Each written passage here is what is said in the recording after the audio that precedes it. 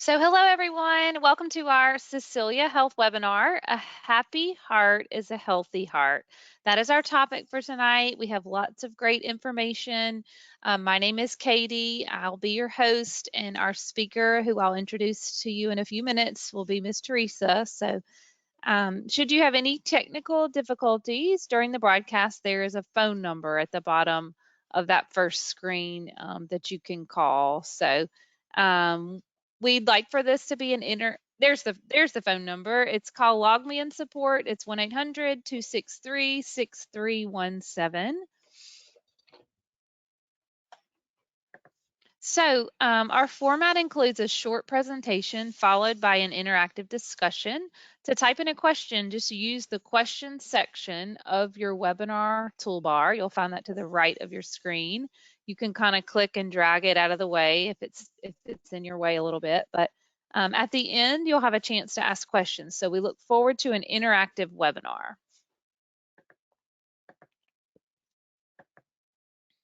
So just a disclaimer, we know that the information you're about to hear may motivate you to make lifestyle changes, but please consult your physician before making any changes to your current routine.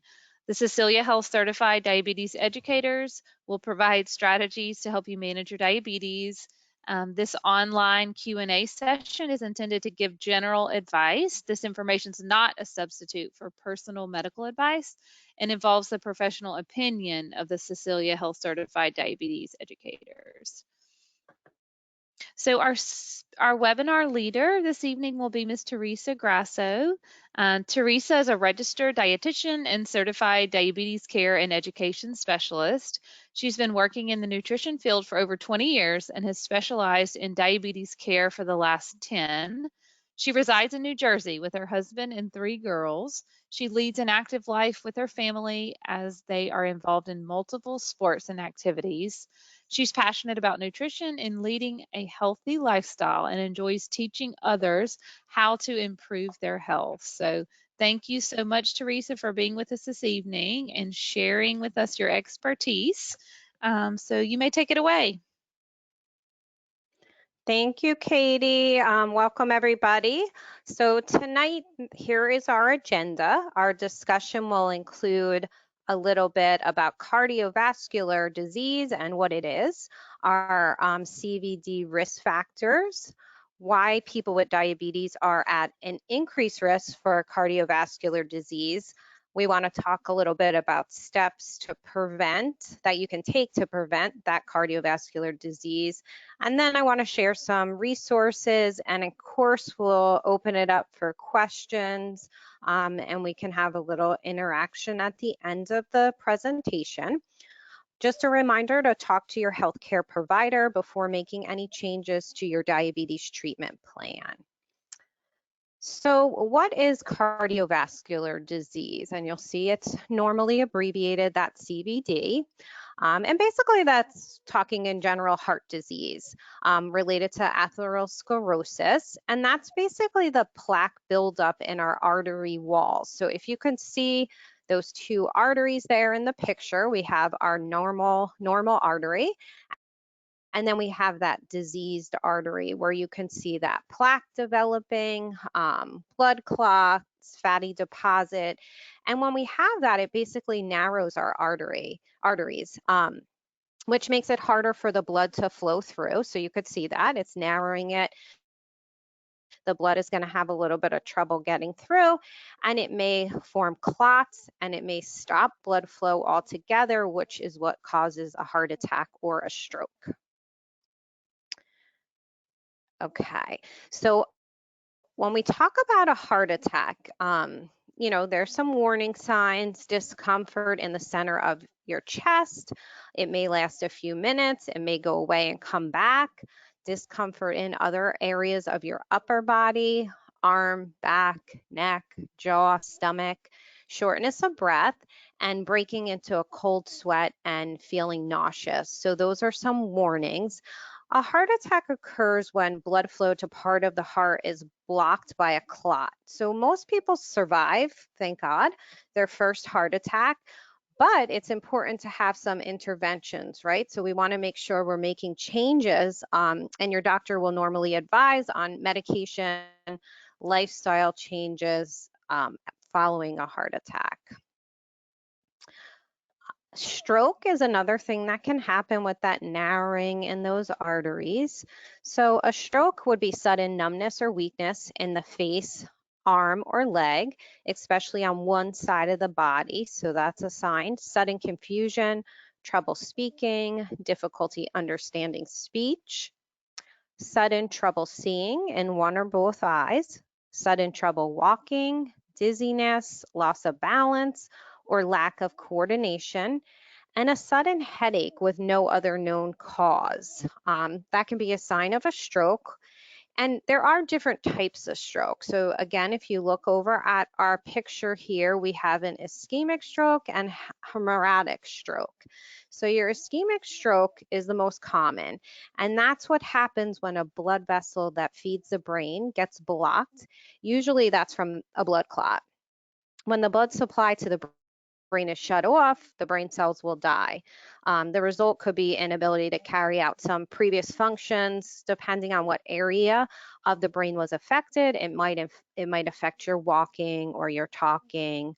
And then a hemorrhagic stroke occurs when the blood vessel within the brain bursts. And this typically can be caused by hypertension. So you can see a little visuals in that picture there to give you an idea. Okay, so I'm sure a lot of people have seen this before, but if you haven't, it's really good to kind of jot down or take a screenshot, because we call this FAST. And if you think someone is having a stroke, you want to act fast and do the following simple test. So that FAST, those letters, what they stand for, the F is face. So you want to ask the person to smile. So when someone smiles, both sides of their face, go up. So is one side drooping? We want to look for that. So ask the person to smile. You want to look at a person's arms. So the A in FAST, ask the person to raise both their arms. Does one arm drift downward? S for speech, ask the person to repeat a simple phrase. Is their speech slurred or does it sound strange? And time. So T is for time. If you observe any of these signs, you want to act fast, right? Time is of the essence if somebody is having a stroke.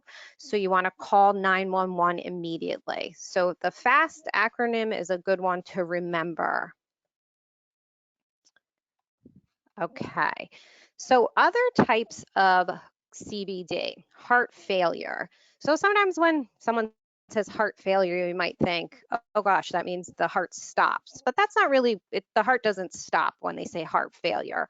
Heart failure is basically the heart isn't pumping blood as well as it should. So a lot of times that's called CHF, or congestive heart failure. So basically your heart is not pumping as well. The body's need for blood and oxygen is not met. Okay. An arrhythmia is a heart that is beating abnormal, and it could be too fast or too slow. So there's different types of irregularities. So bradycardia is when someone's heartbeat is too slow, and generally that's less than 60 beats per minute. And tachycardia is when someone's heart is beating too fast, and generally that's when it would be over 100 beats per minute at resting. So those are just the different types of arrhythmia, and that abnormal rhythm of the heart is going to affect how well our heart is working. And then people can also have heart valve problems. So a valve that may not open or close properly. So when the heart valves don't open enough to allow that blood to flow through as it should, that can be stenosis. There can be regurgitation when the valve doesn't close as it should. So kind of think of like leaks. It could have a bulge or a prolapse. You might hear that called mitral valve prolapse. So those are some of the other signs of that cardiovascular disease that you might hear, and just to give you an idea of what those mean. All right, so we know there are a lot of risks for CVD. And some of these risks, we can change, and some of them obviously we can't. So if we think of our age, age puts us at risk. Obviously, we're not changing that, but as people age, their cardiovascular system becomes weaker. So the older we get, the more at risk we are. Genetics plays a role. So a direct family member that's had heart disease puts you at higher risk of developing heart disease. Lifestyle. So here's something we can work on changing to help improve our heart health. So think about the aspects of our everyday life. Stress. We all know stress can play a big role on our heart health. So whether it's work stress, stress on our body, we want to think about that and what we can do to improve it. Lack of exercise, someone who's very sedentary, that can put risk on our heart. Tension, all those things that we can work on changing in our lifestyle. But if we have a hectic, stressful, sedentary lifestyle, that will certainly put us at risk. Our gender. So men, unfortunately, are 3 to 5 times more likely to develop heart disease than women. So men have a little bit of a higher risk. Smoking, so another a risk factor that we can change, right? We all know smoking is not good for us. Nicotine, carbon monoxide increase the heart rate. They lower the oxygen level in our heart muscles, and this can be an issue, and why it puts us at a very high risk for heart disease. Diabetes. So the statistics really speak loud and clear. There's a strong correlation between heart disease and diabetes. So what do we want to do? We want to make sure our diabetes is under control. We want to make sure our high blood pressure is under control. So that's not putting our heart more at risk. And then we know diet, right?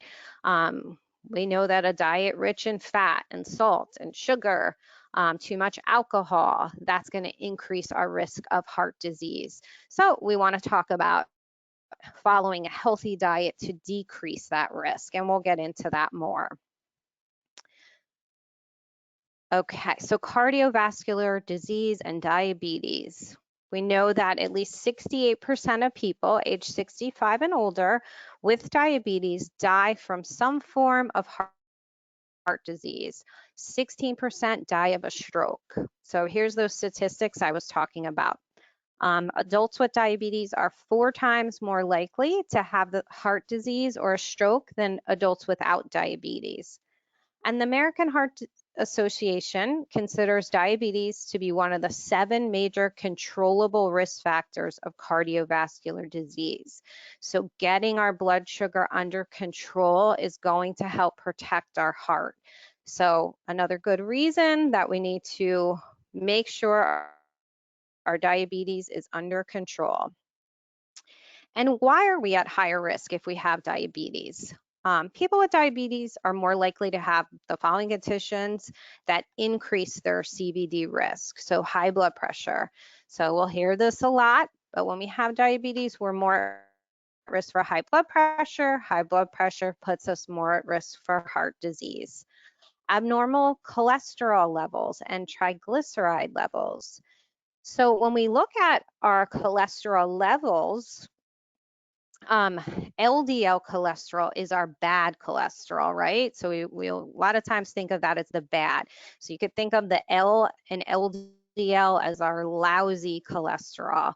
So LDL cholesterol clogs our arteries. That's the cholesterol that we need to make sure we're keeping down, right? So when you get your cholesterol levels, you want to look at what is my LDL, the lousy or our bad cholesterol, and we want to look at the HDL, that's our healthy cholesterol. So when we have low HDL, that good cholesterol, that affects us also. So we want to do things that can help lower the bad cholesterol, and we want to do things that can try to increase that good cholesterol. Obesity puts us at risk, right? And a lot of people, especially type 2, with type 2 diabetes, they may be obese. So that's associated with insulin resistance, which again is a risk factor. So losing weight, a lot of times, we know weight loss isn't easy, but if we think of it in small amounts, 5% weight loss is something that really can protect our heart. So if we look at what our weight is and we make a goal to lose just 5%, so, gradual weight loss, that is helpful in lowering our risk, getting our obesity numbers down. Lack of physical activity. So again, we mentioned this before, but a sedentary lifestyle is really going to affect our heart. So we want to make sure we're being active. A really good goal is getting at least 30 minutes of activity a day. It doesn't have to be 30 minutes at once. You don't have to start, I'm going to exercise and I'm going to go out for an hour walk, or I'm going to start running, or I need to go to the gym. Think about your everyday activity and where you can get more steps in. It's as simple as 5-10 minute walk at a time. If that's all you can do or all you have time for, add it into your day. And then, add in another 5 to 10 minute walk. If you're sitting or maybe you're not able to do a lot of exercise, think of chair exercises, raising those legs up and down, moving your arms around. Think of where you can fit that exercise in. And of course, if you're able to and you have the time, planning in a 30-minute walk each day is also going to be beneficial. Also, increased inflammation puts us at risk. So, that's another thing we think about our diet. Maybe we'll talk a little bit more about diet, but sodium, how much sodium is in our diet? Too much sodium can cause the blood pressure to go up, can cause inflammation. So we want to think about these things and where we can make changes to lower our risk. And moving on, what are we going to do to help lower that risk? Basically, we want to look at lowering our blood pressure. So diet is a great way to lower our blood pressure. We know sodium really plays a role in increasing blood pressure. So look at what you're eating. It's, easy. We know like a lot of processed foods, canned foods, packaged foods, they're going to be high in salt. But sometimes there's things we don't think about. A lot of foods have salt in it, even a piece of bread. Bagels have a tremendous amount of salt in them, because they're big. Cottage cheese has sodium in it, so some things, they might not taste salty, but they still have sodium. So you want to start to be aware, how much sodium am I taking in? We definitely don't want to add salt to our food.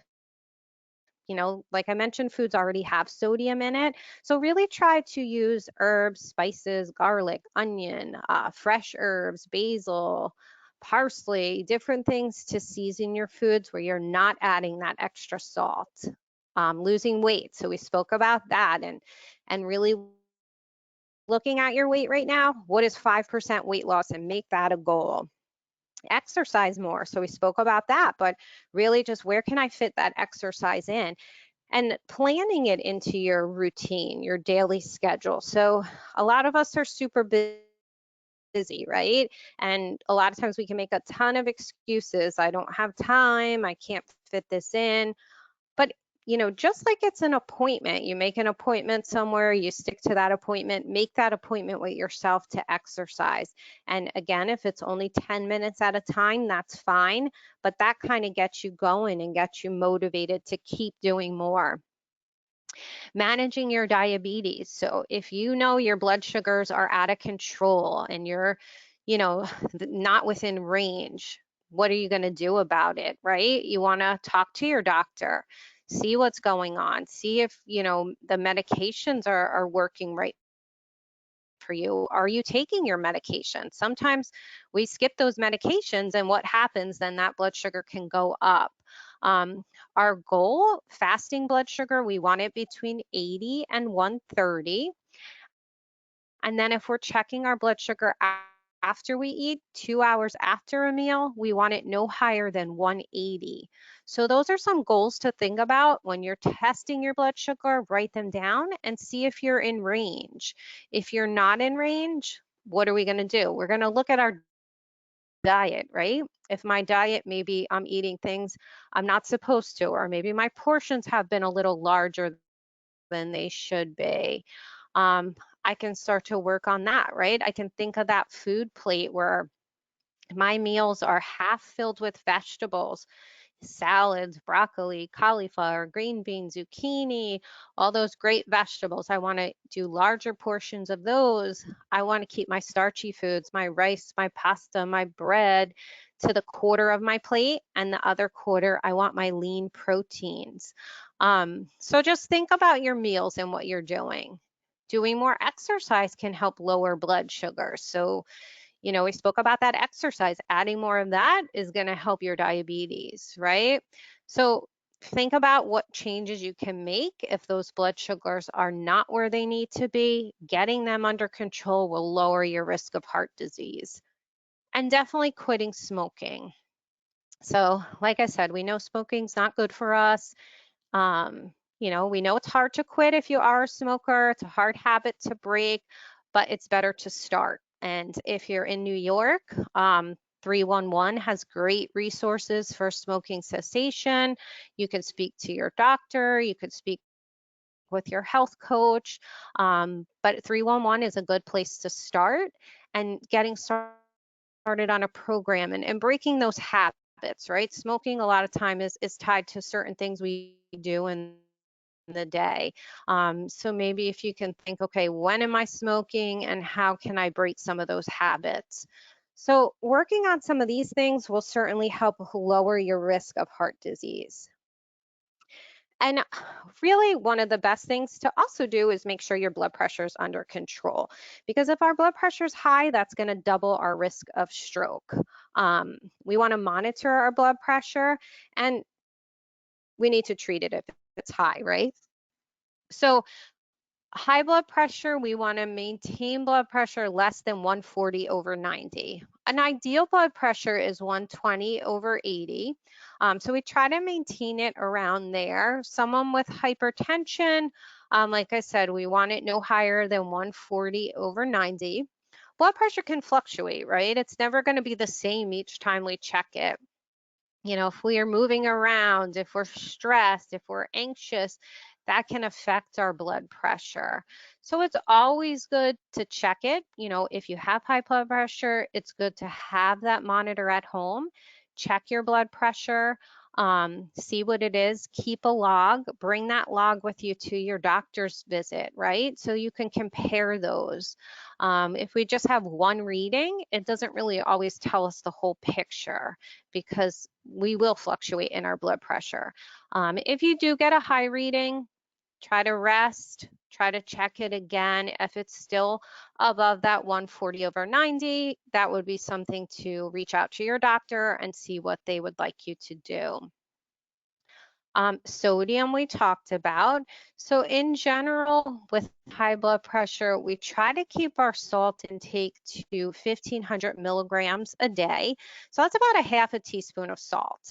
So that's where, not adding salt to your food is important, because we can easily, go over that if we're adding salt.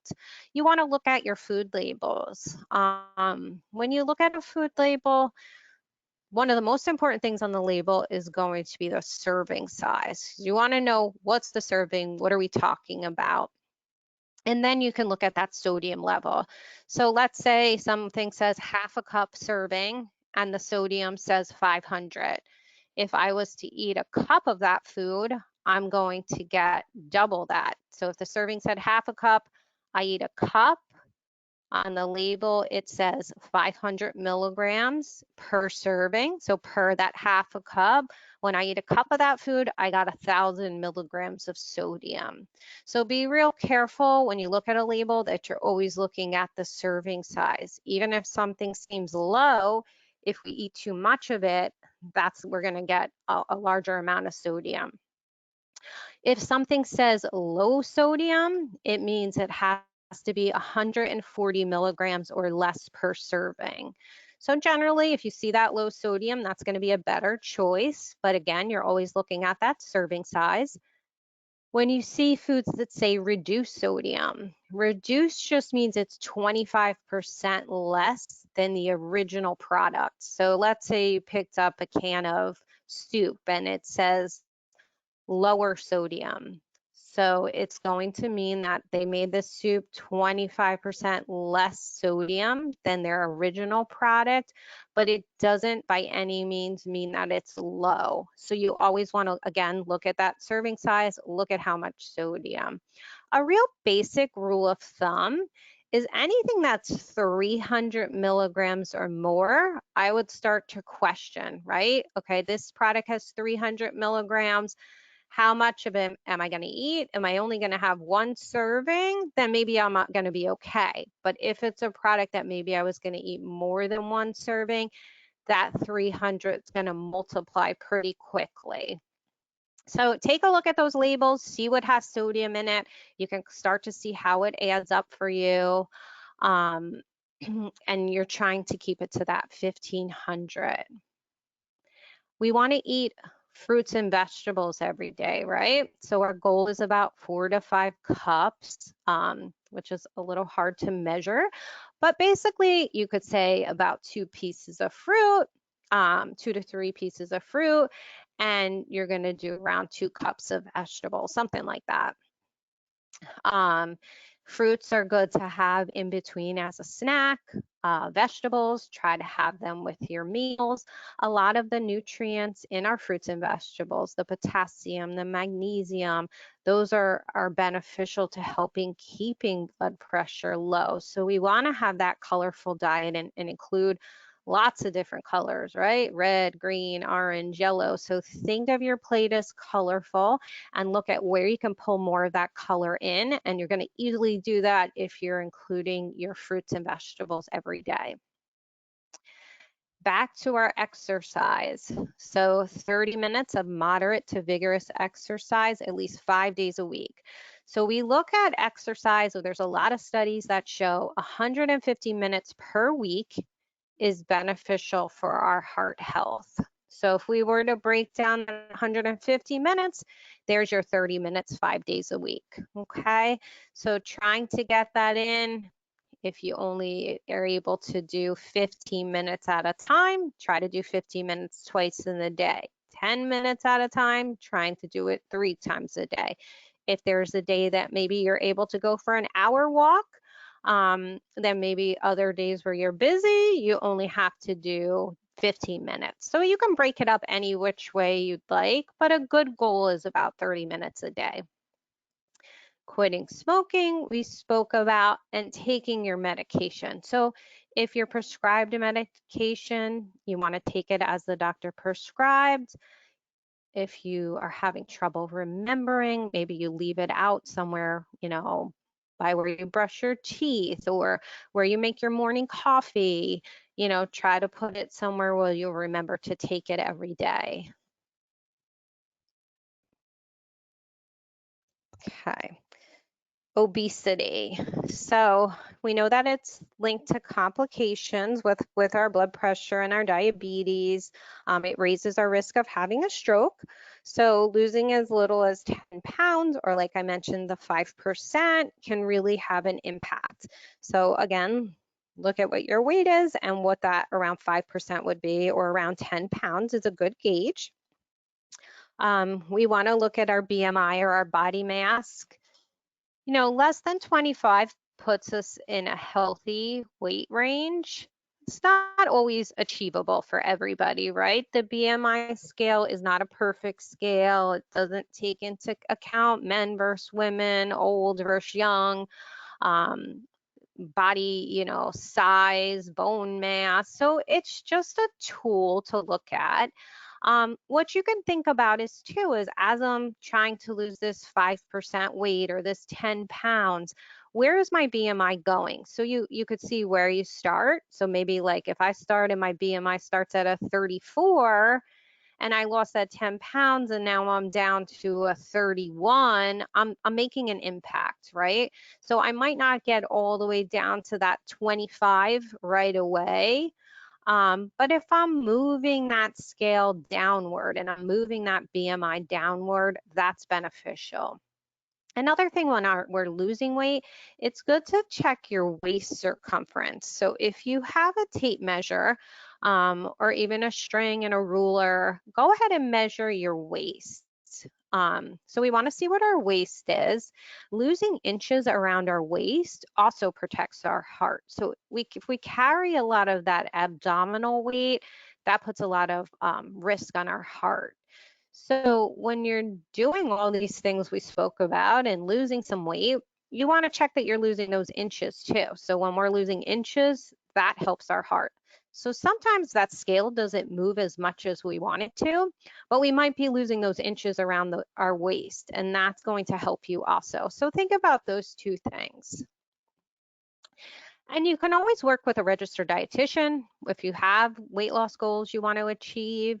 If you go to the website eatright.org, that's the American Dietetic Association, or Academy of Nutrition and Dietetics it's called now, and you can plug in your zip code, your area code, you can find a dietitian. Certainly working with your Cecilia health coach, a lot of them are dietitians and registered nurses and certified diabetes educators, so they will be able to help you also. And we spoke about increasing our exercise, so we know that's going to help our weight and it's going to help our overall health and heart. Okay, our blood sugar management. So if our blood sugar is high, and it's high, chronically high, that can cause a blood clot. So as I mentioned before, we want to monitor our blood sugar. Different doctors may have you monitoring it at different times, but as I mentioned before, a good time to check blood sugar is first thing in the morning before you eat anything. That would be our fasting blood sugar. And our goal for fasting is 80 to 130. So you want your range to be between 80 and 130. So that's good to know. And then if we check that blood sugar after a meal, 2 hours after, we look for between 80 and 180. So those are good numbers to know, and that's your target ranges. And you also want to look at your A1C, right? That A1C is telling us, how is my blood sugar running over the past 3 months? So it's basically an average of what our blood sugar is. And as most of you probably know, it comes back as a percentage number. A good A1C is around 7%. So a 7% A1C means our blood sugar is in good range. And the higher we're away from 7, so if our A1C is above 7 and the further away from 7 we get, the more we're at risk for the complications from diabetes. And we know what is one of those complications: heart disease. So having that A1C under control is definitely going to be beneficial. So we think of diabetes management as a triangle, right? It always is going to include 3 different things: diet, exercise, and medication. So some people might not be on medication yet if they're controlling it with diet and exercise, which is great. But we want all of those things working together. If we're on medication, we still have to watch our diet. We still have to exercise. So we want to think of all of those things working together to keep those blood sugars in that recommended target range. And quitting smoking, we spoke about. We know that smoking can accelerate clot formation. The aids to keep from smoking: nicotine pills, pouches, counseling, medications, We know it's not easy. A lot of times it takes several times of trying to quit before you do, but just keep trying and use those resources that are available. Like I said, 311, great resource to get you in a quitting smoking program. And some of our resources here, they have, so if you want to jot down any of these, take a screenshot. The American Heart Association. So really great website to give you a lot of information about your heart. And that's heart.org. And you can look at the others there too. I do really like the American Heart Association's website. They have some really, really great resources. One that I love on there is called the Salty Six, and I use that a lot when educating. But the saltiest 6 foods in the American diet are bread and rolls. So again, maybe something we don't think tastes salty, right? But bread and rolls are high in salt, and it has a lot to do with portions, right? Because people eat like bigger sandwiches or sub sandwiches. So if that larger bread that you're eating, it will have a good amount of salt in it. Pizza. So pizza is something that's in our top 6 salty foods. So think of portion control, right? If I have one piece of pizza and I try to have a salad with it, I get vegetables on it. I stay away from the sausage, the pepperoni, the salty meats. That's going to be a little better for me. Sandwiches is in our salty 6. So we know cold cuts, the lunch meats, they're going to be very high in sodium. So you could try like half a sandwich and have a salad with it. If you're making a sandwich at home, you can buy the lower sodium luncheon meats. You can try a veggie sandwich. Maybe you do like eggplant or zucchini, grilled vegetables on a sandwich, or portobello mushroom. You know, and just think of portion control, right? If I'm doing a sandwich and I want to have, you know, turkey, I choose the low sodium turkey, and maybe I'm going to look at how much meat am I putting on that sandwich, right? I don't want to put 5, 6 slices. Maybe I put 2. Cheeses, so processed cheese on that sandwich will have a lot of sodium. So our American cheeses are things that are more processed, are going to have more salt in it. So choosing like a Swiss cheese is a lower sodium variety. So cold cuts, we talked about that. Soup, so soup, canned soup, so when we get soup out, that can be very high in sodium. So making a soup at home and controlling how much salt you're using would be better. And then rounding out the top 6 are burritos and tacos. So a lot of those would have high sodium content. So for resources, hopefully you got a chance to jot some of these down, but these are good places to look when you want information on diabetes, heart disease. You know, you can look at nutrition, you can look at exercise, you can look at ways to help you with your heart disease. So all of these are really great websites. All right, so that concludes our presentation, but we do want to open it up for questions. Whoops, sorry about that. So if you have any questions, I'm going to check and see if anybody wrote any in here. Excuse me. So if you have any questions, you're just going to go ahead and type them in.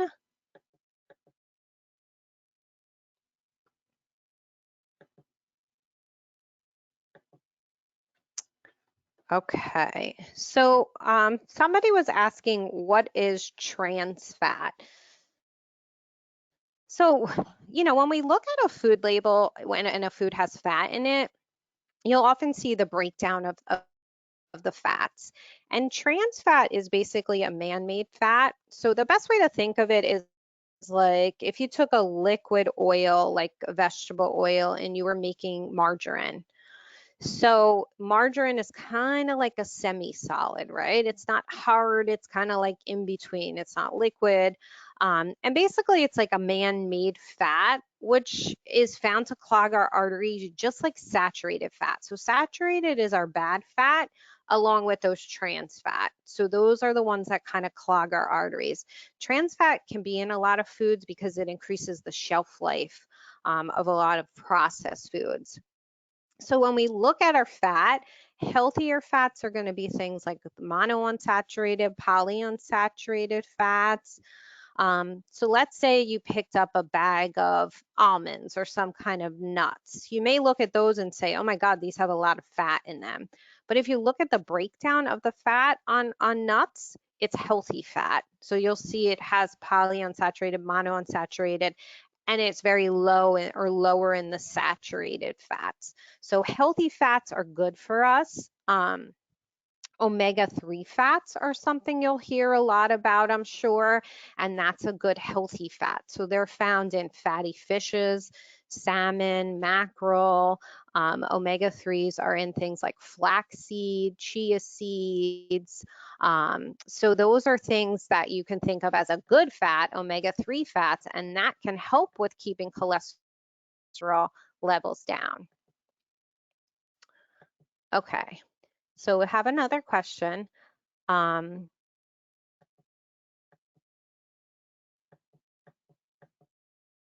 Okay, so the question is from somebody who's had a heart attack and they've gone through a quadruple bypass. And they're just wondering if all the information is beneficial. So a lot of this information that we talk about, low sodium, quitting smoking, obviously, losing weight if you need to, is certainly beneficial. You may just want to run it by your doctor because your doctor is going to know your lab work better to see where your cholesterol level's at, and if you do need to make any adjustments in your diet. Sometimes people might have other restrictions depending what medication. So, if there's any certain things, just talk to your doctor about that. But a lot of the general information where watching sodium is good for everybody, right? So, even if someone doesn't have high blood pressure, keeping our sodium down is beneficial for most people, unless it's somebody who has very low blood pressure. But most people need to keep their sodium levels lower. If you're overweight, losing weight, losing that 5% weight is going to be beneficial to most people, keeping blood sugars under control. So a lot of these things certainly would benefit you. Just, talk to the doctor a little closer about if it's something with your diet. You just want to make sure. So I hope that answered. I think there was another question, but they're so hard to see.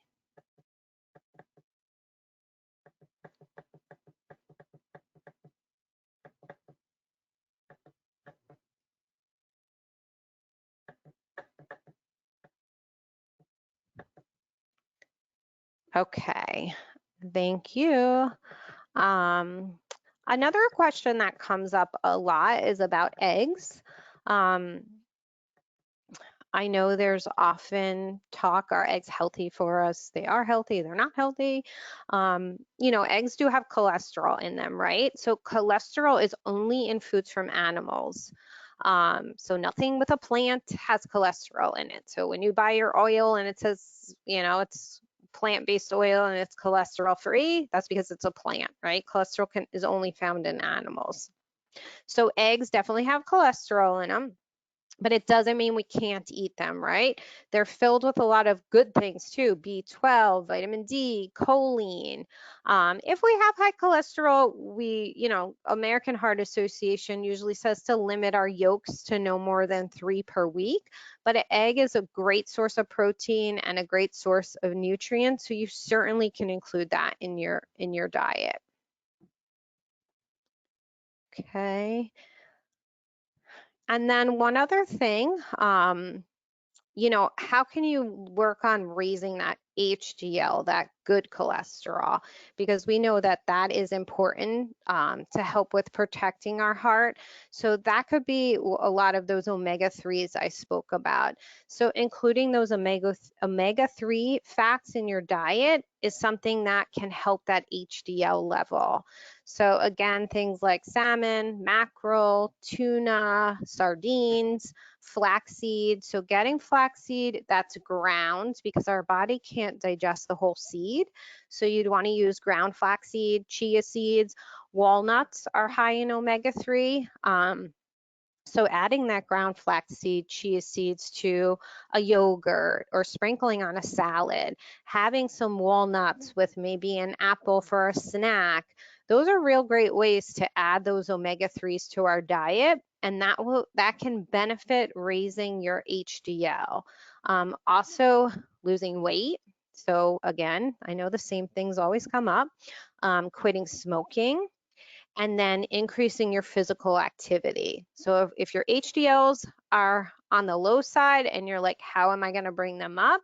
Those things you can try are adding more omega-3 fats to your diet, losing that weight, quitting smoking, and increasing your activity level. All right.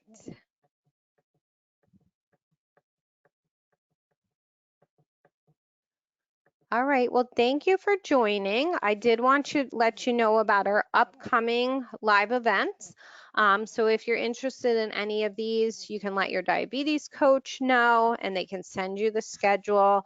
You can always go onto our Cecilia Health website. You see it there on the side, ceciliahealth.com. If you look under patient resources at the bottom of the homepage, patient resources will link you to all our webinars. We also have a library of some of our past webinars, so you can listen in to any of those if there's a lot of great topics. But we do have on the 19th of October at 6, our Diabetes 101, Mastering the Essentials. And then in November, it's a little earlier, 5 p.m., we have Embracing the Holidays Without Deprivation, Healthy Eating Strategies for a Festive Eater. So those will be great ones. So mark your calendars. Okay. And again, if you want to attend more events, ask your coach, reply to any of our emails, look online. If you want text message reminders of your appointments, different things, you can ask your coach. We also have a Facebook page, and it's really great for diabetes information and tips. So go ahead and like us on Facebook, Cecilia Health Personalized Diabetes Coaching. So if you're on Facebook, it's great to join us on there also. So thank you for joining tonight. We appreciate your attendance and participation. I hope everyone has a really great evening. Take care.